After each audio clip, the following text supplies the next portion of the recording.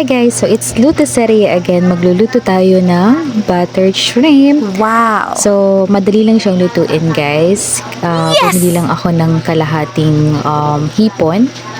And then, yan, tinanggalan ko lang siya guys ng mga buhok-buhok niya.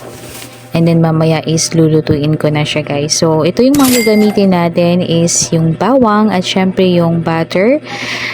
Pwede ka rin gumamit ng margarine kung wala kang butter. So, yun guys, is uunahin na natin ilagay yung butter sa kawali.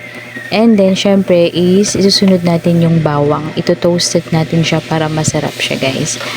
So, ayan, after niyang ma-toasted is ilalagay na natin guys yung ating hipon na nilinisan. And then, yan, halu-haluin lang natin.